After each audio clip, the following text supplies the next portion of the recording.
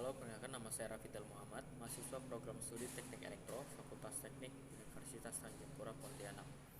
Di sini saya akan menjelaskan mengenai 3 buah jenis sensor-sensor dan juga prinsip kerja beserta pengertiannya yang saya gunakan sebagai contoh dalam pembuatan video sebagai tugas pengganti UTS mata kuliah Komponen Sistem Kendali yang diampu oleh Profesor Dr. Seno D. Panjaitan. Langsung saja ke sensor pertama, saya akan menjelaskan mengenai modul sensor giroskop. Jadi model sensor giroskop yang akan kita bahas yakni dinamakan model MPU 6050 atau bisa kita cari sebagai GY80. Jadi modul sensor ini juga disebut sebagai Micro Electromechanical Systems atau MEMS. Disebut demikian karena sensor ini merupakan gabungan dari sistem mekanik dan juga elektrikal dari sebuah bahan yang dapat digunakan sebagai pendeteksi, pengukuran percepatan, kecepatan, arah, perpindahan, dan beberapa parameter lainnya. Bisa kita lihat pada gambar, terdapat beberapa sensor yang digunakan pada modul ini. Yang pertama yakni sensor giroskop, sensor magnetometer, sensor akselerometer, dan sensor barometer. Sensor giroskop digunakan sebagai pendeteksi perubahan posisi derajat, posisi kemiringan, posisi arah, dan juga perubahan percepatan sudut. Sensor magnetometer digunakan untuk mendeteksi perubahan posisi pada perubahan posisi benda terhadap kutub bumi. Kemudian ada akselerometer yang digunakan untuk mendeteksi perubahan percepatan pada benda, dan barometer yang digunakan untuk pendeteksi perubahan pada tekanan udara. Alasan digunakannya banyak sensor pada modul ini yakni untuk mempermudah proses pengukuran menggunakan giroskop agar nilai yang didapat lebih akurat dan lebih independen terhadap perubahan percepatan dan perubahan waktu. Pertama, saya akan menjelaskan mengenai konsep kerja dari akselerometernya terlebih dahulu. Jadi dapat kita lihat pada sensor akselerometer terdapat akan kita bagi menjadi 2 buah plat baja. Ini plat baja yang bergerak terhadap perubahan posisi, dan ada juga plat baja yang stabil atau diam. Pertama, plat baja yang berubah ini, plat baja yang di tengah dapat berubah akibat adanya perubahan percepatan. Pada ujung-ujung plat baja ini telah dipasang pegas agar baja yang di tengah dapat berubah jika terdapat perubahan percepatan. Misalnya jika terjadi pergeseran tiba-tiba ke arah kiri, maka plat baja akan bergeser dan menyebabkan jarak antara plat baja yang bergerak dan juga plat baja yang tetap menjadi berubah.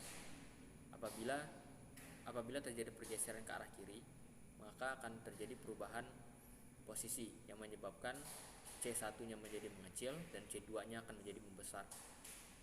Perubahan posisi ini akan menyebabkan perubahan nilai kapasitansi pada kedua plat baja ini apabila dialiri arus listrik. Perubahan kapasitansi tadi dapat dikalibrasi untuk mendeteksi seberapa jauh perubahan percepatan yang terjadi akibat perubahan posisi tadi. Kemudian giroskop menggunakan prinsip yang sama, yakni dua bagian plat baja yang bergerak dan juga 1 bagian plat baja yang stabil atau diam.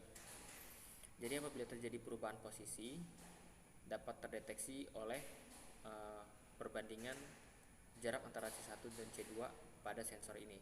Bedanya pada giroskop memiliki lebih banyak susunan plat baja yang lebih kompleks untuk mendeteksi perubahan sudut dan juga perubahan kemiringan. Nah, kenapa digunakan kombinasi antara giroskop dan akselerometer? Kombinasi dari giroskop dan akselerometer menciptakan modul sensor yang lebih akurat terhadap perubahan kecepatan dan posisi. Apabila kita hanya menggunakan modul giroskop saja, maka kita akan mendapatkan nilai yang tidak stabil akibat adanya perubahan percepatan pada giroskopnya sendiri. Sehingga nilai yang kita dapatkan bisa saja dapat berubah-ubah terhadap posisi waktu akibat adanya lembaman pada perubahan percepatan pada plat baja tadi.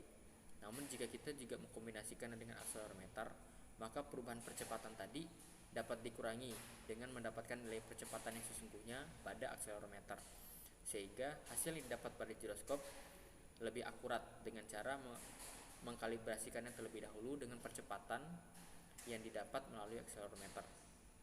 Selain itu, nilai-nilai nilai-nilai dari sensor lainnya seperti nilai magnetometer dan juga barometer dapat mempengaruhi nilai-nilai perhitungan pada giroskop, sehingga tiga sensor yang lain ini digunakan untuk memaksimalkan perhitungan yang terdapat pada giroskop tadi.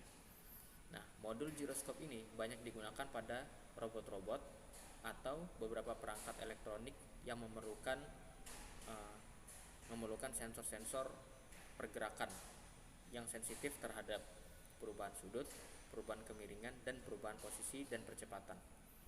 Selanjutnya saya akan menjelaskan mengenai sensor PIR atau sensor pasif infrared. Jadi sensor PIR ini menggunakan dua buah pendeteksi sinyal gelombang inframerah yang digunakan sebagai pembanding pada saat ada orang yang lewat. Pada gambar bisa kita lihat terdapat 3 buah pin pada modul yang digunakan. 2 buah pin sebagai kutub positif dan negatif untuk menyalurkan daya. Kemudian ada sebuah pin output yang digunakan untuk menyalurkan nilai yang sudah terukur kepada modul microcontroller. Kemudian dalam modul ini juga terdapat 2 buah variabel, yakni delay, waktu delay yang dapat ditentukan, dan jarak deteksi dari sensor tersebut. Jadi bagaimana secara sistem kerjanya? Pada dasarnya, pada prinsipnya semua makhluk hidup, manusia ataupun binatang, mereka mengeluarkan gelombang inframerah akibat adanya proses metabolisme pada tubuh. Sehingga apabila gelombang inframerah yang dipancarkan oleh makhluk hidup tadi terdeteksi oleh sensor PIR, maka sensor PIR akan mendeteksi adanya perubahan. Perubahannya tadi didapat apabila benda tadi bergerak. Jadi apabila bendanya bergerak, maka 2 sensor tadi akan mendeteksi adanya perubahan pada gelombang inframerah tadi. Sehingga agar tercapai perhitungannya sesungguhnya, maka pertama bendanya harus mengeluarkan gelombang inframerah, yang artinya harus benda hidup, tidak boleh benda mati. Jadi sensor ini hanya akan bekerja jika mendeteksi manusia ataupun binatang. Kemudian benda dan binatang tadi juga harus bergerak agar sensornya dapat mendeteksi perubahan pada 2 sensor yang telah ditentukan tadi. Jadi sensor PIR ini mendeteksi pergerakan pada adanya makhluk hidup dengan menggunakan prinsip gelombang inframerah yang dideteksi menggunakan perbandingan 2 buah sensor yang berbeda. Sensor ini hanya akan aktif jika terdapat makhluk hidup ataupun benda yang memancarkan gelombang inframerah yang terdeteksi adanya pergerakan akibat sensor 2 buah inframerah yang dibandingkan nilainya.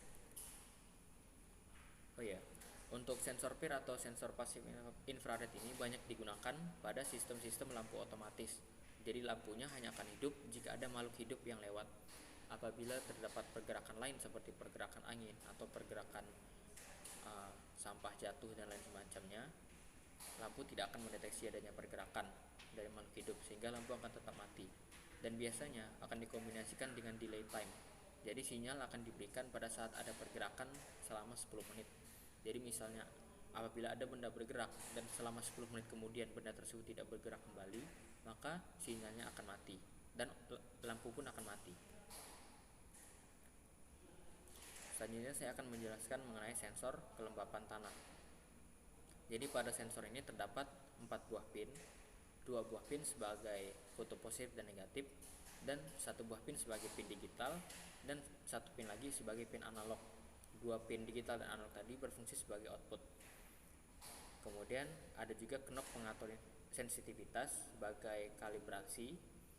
Kemudian ada kabel ekstensi yang menghubungkan sensor tadi ke probe sensor.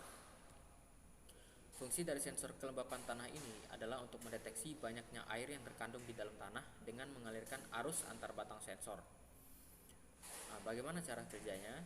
Jadi melalui ground dan VCC tadi, maka akan dialirkan aliran listrik ke arah batang plat baja tadi.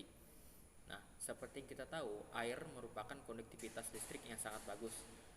Terlebih, jika kandungan air di dalam tanah sangat banyak, maka pada saat benda ini ditancapkan ke tanah, air yang banyak tadi akan mempengaruhi nilai resistansi antara kedua batang ini, sehingga apabila